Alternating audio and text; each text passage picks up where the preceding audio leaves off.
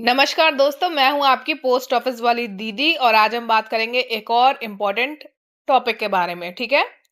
तो जो normal post office होते हैं पब्लिक के लिए, उनसे संबंधित जो भी महत्वपूर्ण निर्णय होते हैं, जैसे आईपीबी का लॉन्च होना था, ठीक है, आरआईसीटी डिवाइस का रिप्लेस होना, या आप कह लो कि सोलर सिस्टम को सब ऑफिस में लगवाने का डिसीजन था, या फिर जो नए नए सॉफ्टवेयर आते हैं उन्हें इम्प्लीमेंट करना होता है, ये सब जो डिसीजन है वो कौन लेता है? तो जवाब है इसका पीएसबी। ओके।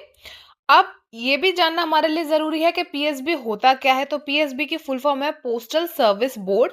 हिंदी में आप इसे कहेंगे डाक सेवा board. Okay. Apex management body of department. कई बार क्वेश्चन पूछा जाता है कि डाक विभाग का जो शीर्ष प्रबंधन निकाय है वो कौन सा है।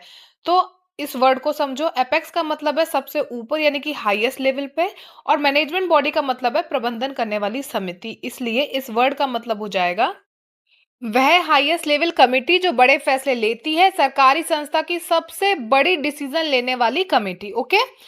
अब पीएसबी में कौन कौन रहता है ये भी जानना हमारे लिए बहुत इंपॉर्टेंट है।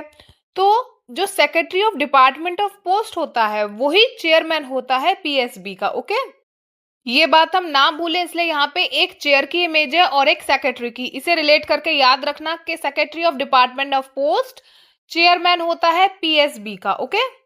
क्योंकि इस कमेटी पे बहुत बड़ी जिम्मेदारी है बड़े बड़े डिसीजन लेने की, इसलिए डायरेक्टर जनरल यानी कि डीजी और एडिशनल डायरेक्टर जनरल जो होते हैं वो भी शामिल होते हैं पीएसबी में।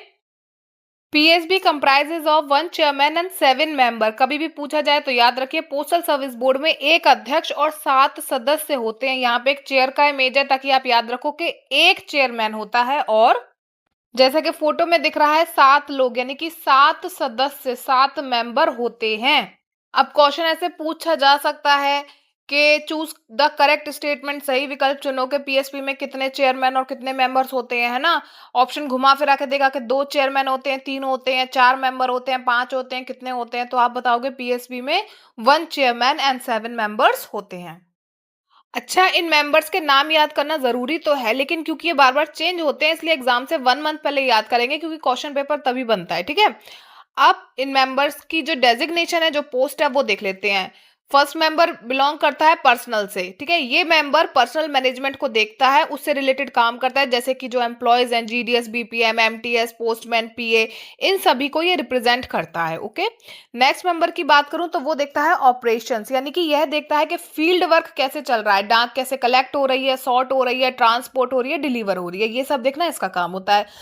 थर्ड नंबर पे जो टेक्नोलॉजी है, यह मेंबर ये देखता है कि पोस्ट ऑफिस के जो सॉफ्टवेयर हैं, जो ऑनलाइन सिस्टम है, डिजिटल नेटवर्क है, कंप्यूटराइजेशन है, ट्रैकिंग है, आर्टिकल्स का जो सर्वर है, एप्स हैं, आईटी प्रोजेक्ट्स है, ये सब सही से वर्क कर रहे हैं, ये सब देखता है। ठीक है। नेक्स्ट जो पोस्ट है, डेजिग्नेशन है, वो थी पीएलआई। पहले उसे पीएलआई नाम से जाना जाता था उस मेंबर को, लेकिन अब उसको रिनेम्ड कर दिया है, नाम बदल के कर दिया गया है फाइनेंशियल सर्विसेज। ठीक है। इसका क्या काम होता है? ये मेंबर देखता है कि जो पीएलआई का वर्क है वो सही से काम हो रहा है, जो पीएलआई से फंड डिपार्टमेंट को मिल रहे हैं उन्हें कहाँ इन्वेस्ट करना है, ये सब कार्य देखता है। कौन देखता है? फाइनेंशियल सर्विसेज पोस्ट पे जो व्यक्ति काम करता है वो। ओके। नेक्स्ट पोस्ट को पहले कहा जाता था बैंकिंग एंड डीबीटी, लेकिन अब उसका नाम बदल के कर दिया गया है इंफ्रास्ट्रक्चर। ओके। और इस व्यक्ति का क्या काम है? ये देखता है कि जो पोस्ट ऑफिस की बैंकिंग सर्विसेज हैं, जो गवर्नमेंट के बेनिफिट्स पेमेंट्स हैं, और जो डायरेक्ट ट्रांसफर फंड्स है ना, यानी कि मान लीजिए किसी का पेंशन है, किसी के पैसे का इंटरेस्ट है, वो डायरेक्ट अकाउंट में कस्टमर के प्रॉपरली आ रहा है, इन सब चीजों की निगरानी करता है, इन सबको मैनेज करता है। नेक्स्ट डेजिग्नेशन है planning and human resource development, लेकिन ये इसका पिछला नाम है, अब इसका नाम बदल के कर दिया गया है ह्यूमन रिसोर्स डेवलपमेंट। इसका काम क्या है? ये मेंबर देखता है कि जो ह्यूमन रिसोर्स डेवलपमेंट है, यानी कि जितने भी ह्यूमन रिसोर्सेज हैं डिपार्टमेंट में, वो सही से वर्क कर रहे हैं। फिलेट्री से जो रिलेटेड चीजें होती है, फिलेट्री यानी कि जो स्टैंप कलेक्शन की हॉबीज है, उससे रिलेटेड जो भी वर्क है, उससे रिलेटेड चीजों को देखता है और प्लानिंग को मैनेज करता है। ठीक है। सातवें मेंबर की बात करूं तो पहले इस डेजिग्नेशन का नाम था कोऑर्डिनेशन, लेकिन अब इसका नाम बदल के कर दिया गया है सर्विस क्वालिटी एंड मार्केटिंग। जैसा कि नाम से ही पता पड़ रहा है, ये देखता है कि जो सर्विसेज हम प्रोवाइड कर रहे हैं पोस्ट ऑफिस में, उनकी क्वालिटी को कैसे बेहतर से बेहतर बनाया जाए, और जो डिपार्टमेंट की नई नई स्कीम आती है उनकी मार्केटिंग में ये हेल्प करता है, उन्हें मैनेज करता है। ठीक है। ओके, यहाँ तक पढ़ने के बाद हमें समझ आया कि दो टाइप के क्वेश्चन यहाँ से बन सकते हैं। हमसे ये पूछा जा सकता है कि इनमें से कौन पीएसबी का मेंबर है। हमें ऑप्शन दिए जाएंगे 4, क्योंकि पेपर ऑब्जेक्टिव है। वहां पे क्या होगा, 3 तो गलत ऑप्शन होंगे, एक ऑप्शन ऐसा होगा जो इसके मेंबर की डेजिग्नेशन का नाम होगा, ठीक है। वहीं टाइप 2 ऐसा हो सकता है कि ये पूछा जाए कि इनमें से कौन पीएसबी का मेंबर नहीं है, तो वहां पे क्या होगा, 3 तो मेंबर्स की डेजिग्नेशन के नाम होंगे, एक कुछ रैंडम लिखा होगा और हमें देखना है कि कौन सा मेंबर नहीं है। अच्छा, अब जो पीएसबी है यानी कि पोस्टल सर्विस बोर्ड यानी कि डाक सेवा बोर्ड, इसमें 2 परमानेंट इनवाइटी होते हैं यानी कि 2 स्थायी आमंत्रित व्यक्ति रहते हैं।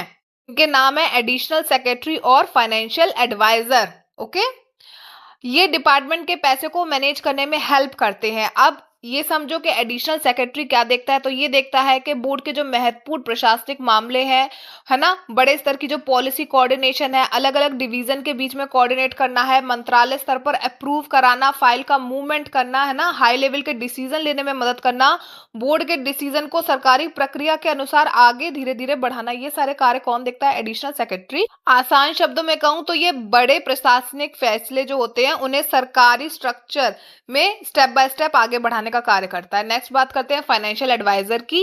इसका मुख्य काम है बजट की प्लानिंग करना, खर्चों पर निगरानी करना, ठीक है, जो प्रपोजल होते हैं उन पे वित्तीय सहमति देना कि हाँ इस पे इतना खर्च करना है, इस पे इतना नहीं खर्च करना है, कॉस्ट बेनिफिट एनालाइज करना कि हम कितने में ये कार्य करेंगे तो कितना डिपार्टमेंट को बेनिफिट होगा, कितनी इस चीज की कॉस्ट रखें, है ना, कितना कम करें ज्यादा करें, फंड्स को एलोकेट करना, किस ब्रांच में कितना फंड देना है, किस में नहीं देना है, किस में कम देना है, किस में ज्यादा देना है, गवर्नमेंट की फाइनेंशियल रूल्स के अकॉर्डिंग चलना, ये सारे काम कौन देखता है, फाइनेंशियल एडवाइजर। आसान शब्दों में कहूं तो पैसा कहाँ, कितना, किस नियम से कितना खर्च होना, ये सब निगरानी रखता है फाइनेंशियल एडवाइजर। ओके, अब जो एडिशनल सेक्रेटरी और फाइनेंशियल एडवाइजर होते हैं ये हेड होते हैं, ये नेतृत्व करते हैं इंटीग्रेटेड फाइनेंस विंग का, यानी कि विभाग का जो फाइनेंस से जुड़ा मुख्य भाग है ना, IFW यानी कि इंटीग्रेटेड फाइनेंस विंग, उसका नेतृत्व करते हैं एडिशनल सेक्रेटरी और फाइनेंशियल एडवाइजर, ठीक है। क्वेश्चन इतनी डिटेल में नहीं पूछा जाएगा, क्वेश्चन पूछा जाएगा कि पीएसबी में कितने परमानेंट इनवाइटी होते हैं, आप बताओगे 2। अगर नाम पूछा जाए कि कौन कौन परमानेंट इनवाइटी होते हैं पीएसबी में, तब आप बताओगे एडिशनल सेक्रेटरी और फाइनेंशियल एडवाइजर यानी कि अतिरिक्त सचिव और वित्त सलाहकार। अगर फुल फॉर्म पूछी जाए IFW की तो बताओगे इंटीग्रेटेड फाइनेंस विंग। अच्छा, पीएसबी बोर्ड को अच्छे से कार्य करने के लिए जिन जिन चीजों की जरूरत होती है, जिन डॉक्यूमेंट्स की नीड होती है, इन सबको मैनेज करना यानी कि फंक्शनल सपोर्ट देना पीएसबी को, ये 3 लोगों द्वारा किया जाता है जिनके नाम है डायरेक्टर, डेप्यूटी डायरेक्टर जनरल और असिस्टेंट डायरेक्टर जनरल। इमेज भी देखिए ताकि अच्छे से याद हो, डायरेक्टर, डेप्यूटी डायरेक्टर जनरल और assistant director general functional support देते हैं पीएसबी को। Okay, postal service board comprise officer on deputation from civil post. Deputation का मतलब होता है कुछ समय के लिए दूसरी जगह काम पर भेजे गए, और सिविल पोस्ट का मतलब होता है सरकार के नागरिक प्रशासनिक पद यानी कि रेगुलर सरकारी सर्विस पोस्ट। ओके, यानी पीएसबी में जो ऑफिसर कार्य करते हैं वह सिविल पोस्ट से आते हैं, जैसे यूपीएससी एग्जाम द्वारा चुने जाते हैं। ये अधिकारी जो है पीएसबी में परमानेंट नहीं होते, इन्हें सरकार की दूसरी सिविल पोस्ट से कुछ समय के लिए पीएसबी में काम करने के लिए नियुक्त किया जाता है। उससे क्या होता है, ये लोग अलग अलग फील्ड में एक्सपर्ट होते हैं। अब बड़े बड़े डिसीजन लेने की बड़ी जिम्मेदारी है तो इन्हें कुछ टाइम के लिए बुलाया जाता है पीएसबी में, है ना, ये अपना बेस्ट देते हैं, फिर वापस दूसरी जगह चले जाते हैं, फिर किसी नए व्यक्ति को बुलाया जाता है, यानी कि परमानेंट नहीं होते हैं, इन्हें दूसरी सिविल पोस्ट से कुछ समय के लिए बुलाया जाता है। Okay, next point is the office of controller of foreign mail is located in Mumbai, यानी विदेश से आने वाली और विदेश जाने वाली जो डाक है, मेल्स, पार्सल, लेटर, उन्हें संभालने और नियंत्रित करने वाला जो मुख्य डाक कार्यालय है वो कहाँ पर स्थित है, तो आप बताओगे मुंबई। ओके, इस वीडियो में इतना ही। अंत तक देखने के लिए आपका बहुत बहुत शुक्रिया।